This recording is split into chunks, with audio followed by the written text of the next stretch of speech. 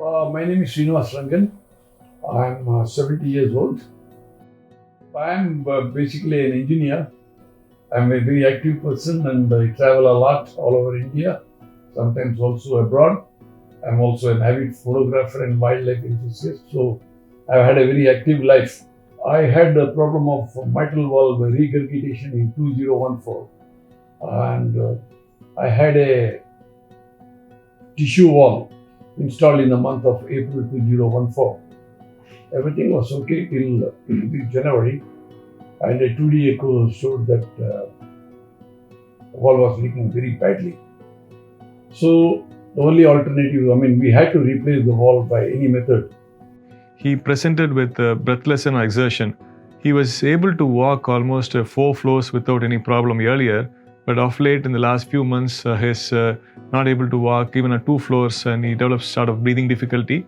And this gradually worsened. Progressive increase in breathlessness and exertion was evaluated and found to have his earlier surgical bioprosthetic valve failed, and he had developed a severe valve leak again, and bioprosthetic valve leaflets were flail and unable to close properly, hence the blood was leaking back to the left atrium or left side of the heart. The surgical tissue valves over a period of time can deteriorate and can result in either narrowing called stenosis or a leak called valve regurgitation. When you have a valve which is leaking, the surgical valve which is leaking, the options are either they can be reoperated with surgery, or now we have a new procedure called the transcatheter mitral valve replacement.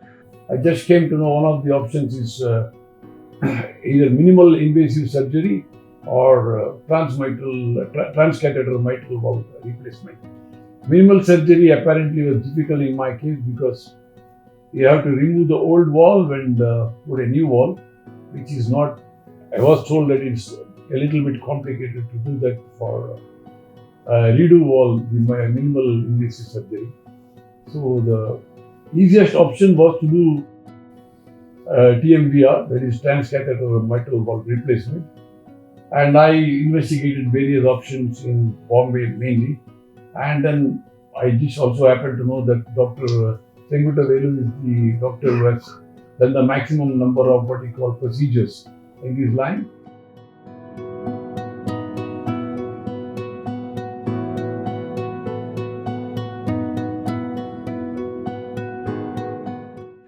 The patient was admitted the day before the procedure, and it was done under general anesthesia.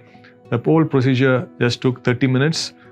We had to go through the femoral vein and the inferior vena cava and then pass through a septum. We had to do a septal puncture and pass from the right atrium to the left side of the heart, left atrium. And then we pass a stiff wire across the mitral valve through the previous surgical valve. We placed the wire in the left ventricle. Following that, we had to place the new valve, which was taken and placed exactly looking at both the echocardiogram guidance as well as the fluoroscopy where X-ray guidance. We were able to place the valve precisely over the previous valve.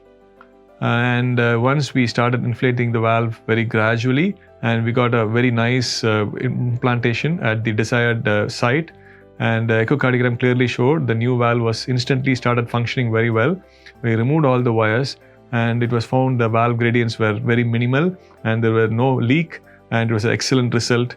The general anesthesia was reversed immediately after the procedure. So the procedure was done on Thursday. I checked out, I was in ICU on Thursday. On Friday afternoon, I came into general ward. I stayed one night. Today is Saturday. I'm confident that I'm going to be discharged. I have no pain or anything. So far the procedure has gone very smooth. I could say that I'm a little bit surprised, but I'm very happy. The patient, wife to see her husband is very active. It's a latka hua and all those things. You don't want to experience that,